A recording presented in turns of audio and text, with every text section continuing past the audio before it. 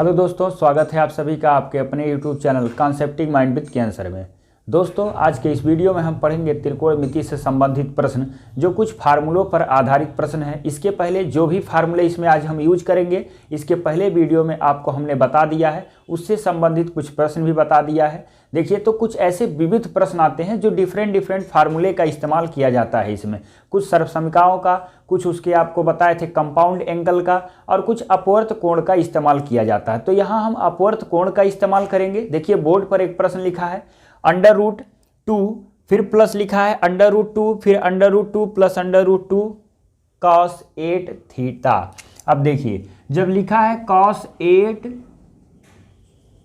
Theta, अगर जो ये वैल्यू नहीं होती तो इसकी वैल्यू आ जाती 2, क्योंकि ये वैल्यू नहीं होती तो 2 और 2 कितना होता है 4। तो 4 का करणी, 4 का वर्गमूल कितना होता है 2, फिर 2 तो 4, 4 का वर्गमूल फिर 2, फिर इसकी पूरी वैल्यू 2 आ जाती। तो आप यहां से भी चेक कर सकते हैं कि ऑप्शन में अगर जो कहीं 3 हो, 5 हो, 8 हो, तो आप 2 जहां दिखे तो तुरंत इसका आंसर लगा सकते हैं, आपको सेकेंडों में आंसर बता सकते हैं। लेकिन कभी कभी 2-2 सब में दिया हो, तब कैसे इसका हल करेंगे कि कास आएगा कि साइन आएगा। देखते हैं क्या आप इसी को हल करेंगे। आपको एक हम पढ़ाए थे अपवर्त फार्मूले से रिलेटेड, अपवर्त कोण से रिलेटेड। देखिए, cos 2 थीटा पढ़ाए होंगे, cos 2 थीटा। तो इसका एक फार्मूला बना था 2 cos स्क्वायर थीटा -1। तो देखिए, cos 8 थीटा को हम क्या लिख सकते हैं, cos 4 इंटू 2 थीटा, ये लिख सकते हैं 4 इंटू 2 थीटा। तो इसको आप क्या लिखेंगे, 2 cos स्क्वायर, ये 2 थीटा को लिखते हैं थीटा, तो ये हो जाएगा 4 थीटा -1, ये आपका बनेगा। तो cos 8 थीटा का हम अगर जो तोड़ेंगे cos 2 थीटा के रिस्पेक्ट में, तो 2 cos स्क्वायर 4 थीटा -1। तो यहाँ क्या रखेंगे, देखिए, फिर यहाँ पर आपको क्या रखना है, इसको हल करिए। देखिए, 2 प्लस फिर अंडर रूट क्या है 2 और प्लस फिर 2 अंडर रूट। अब देखिए, ये क्या हो जाएगा 2 और ब्रैकेट में क्या हो गया 2 cos स्क्वायर 4 थीटा -1, ये हो गया। अब इसको क्या करना है, इस 2 का अंदर गुणा कर देंगे। तो देखिए, जब 2 का अंदर गुणा करेंगे तो ये हो जाएगा 2 दूना 4, यानी 2 2 जा कितना हुआ 4, 2 दूना 4 cos स्क्वायर 4 थीटा -2। और इसके पहले देखिएगा क्या है, आपका 2 प्लस है, तो ये और ये क्या हो गया, खत्म हो जाएगा। जब अंदर इसका मल्टीप्लाई करेंगे तो ये बनेगा 4 cos square theta, 4 cos square 4 theta -2, तो प्लस और माइनस 2 और 2 है, तो दोनों समाप्त हो गया। अब बचेगा 4 cos स्क्वायर थीटा। तो देखिए, जब इसका वर्गमूल निकालेंगे 4 cos स्क्वायर 4 थीटा, तो ये हो जाएगा सीधे 2 cos 4 थीटा, ये बनेगा 2 cos 4 थीटा। तो इस पूरे की वैल्यू आ गई क्या, देखिए 2 इस इतने का, यहाँ से यहाँ तक की पूरी वैल्यू जो बन गई वो बना 2 cos 4 थीटा। अब ये पूरा खत्म हो गया। तो अब देखिए क्या बचा, √2 और प्लस फिर लिखिए √2 और प्लस 2 cos 4 थीटा। अब 2 cos 4 थीटा को फिर हम क्या लिख सकते हैं, देखिए, फिर उसी तरह इसको हल करिए।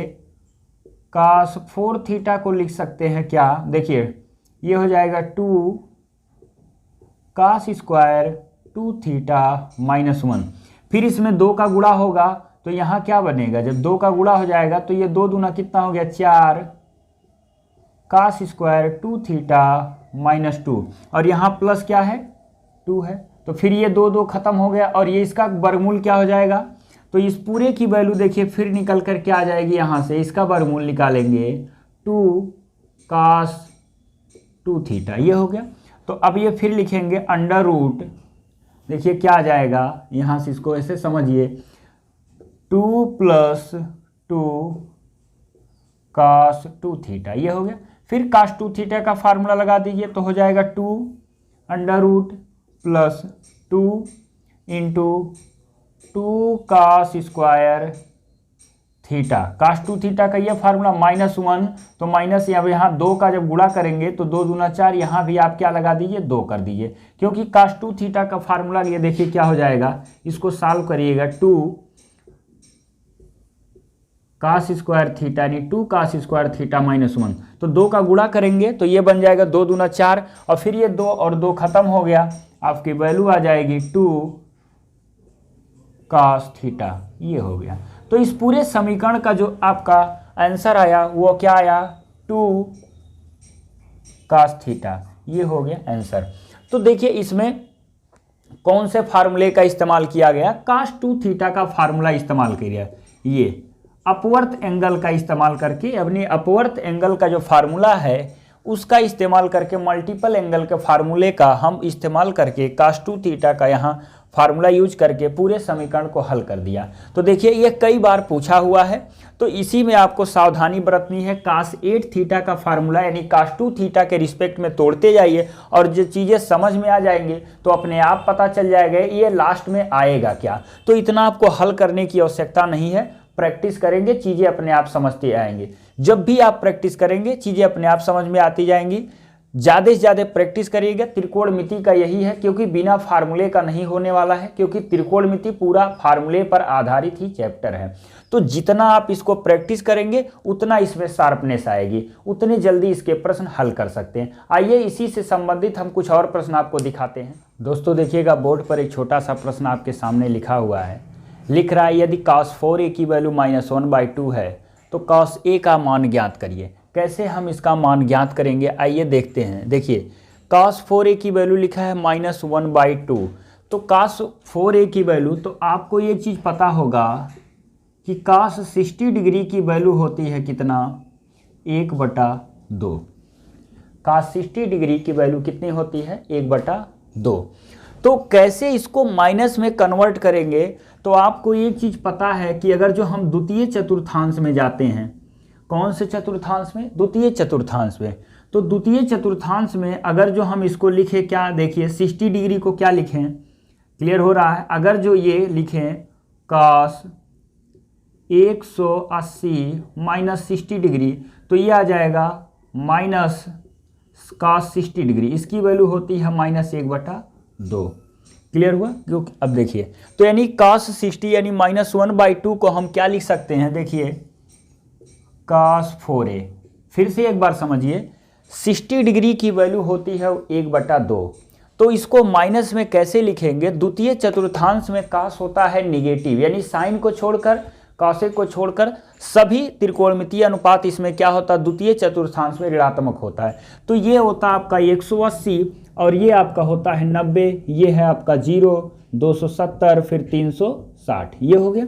तो अगर जो हम यहाँ इसमें लाना है cos को, तो 60 डिग्री को क्या लिख सकते हैं, अगर जो, क्योंकि आपको पता है कि केवल 90 और 270 में वैल्यू चेंज होता है, तो cos 60 को हम लिख सकते हैं cos 180 - 60 डिग्री, और ये हो जाएगा -cos 60 डिग्री, और 60 डिग्री की वैल्यू होती है 1/2, माइनस लग गया। इसका मतलब हमको समझ में आ गया कि -1/2 लाना है तो हमको cos 180 - 60 लिखना है, तो हो जाएगा देखिए इक्वल टू cos 180 - 60 डिग्री। इसकी वैल्यू हल करेंगे तो -1/2 आएगा। क्लियर हुआ। तो अब cos दोनों जगह खत्म हो जाएगा, लिखा नहीं, एक काटा नहीं जाता, बस समझा जाता है।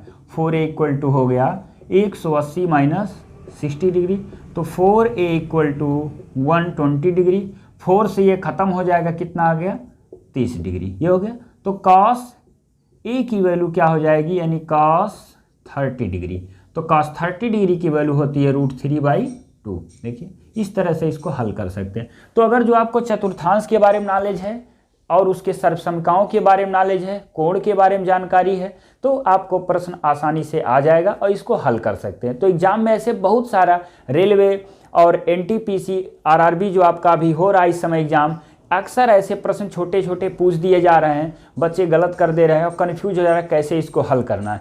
क्योंकि जब चतुर्थांश के बारे में आप समझेंगे तो प्रश्न आसानी से हल कर सकते हैं। CHSL में भी कई बार आता है और आया हुआ है प्रश्न है, और इसके बाद सीजीएल में भी इससे रिलेटेड कई बार प्रश्न पूछा गया है। तो ऐसे कभी कभी मान बदल कर आपसे पूछा जाता है तो आप घबरा जाते हैं इसको कैसे हल करें। तो देखिए जब चीज़ें आपको पता रहेंगी तो कम समय में इसको हल कर सकते हैं। आइए अगला प्रश्न देखते हैं क्या। दोस्तों देखिएगा बोर्ड पे एक और छोटा सा प्रश्न लिखा हुआ है। यह बहुत चर्चित प्रश्न है, 10th में भी आप पढ़ेंगे तो ये प्रश्न आपको एक बार जरूर मिलेगा पढ़ने को।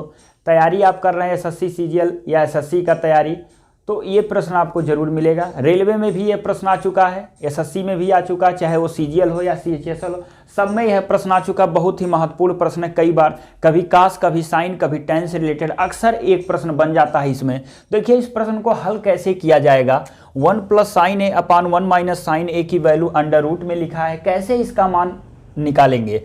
तो देखिए करना क्या है, कॉन्जुगेट सबको आता है, रेशनलाइज करना भी लोग कहते हैं, संयुग्मी कहते हैं, कई नामों से इसको जाना जाता है, तो या परिमेयकरण हिंदी में कहते हैं। तो देखिए इसको क्या करना है, कॉन्जुगेट होता क्या है, संयुग्मी क्या होता है। हिंदी में संयुग्मी कॉन्जुगेट कहते हैं, इंग्लिश में।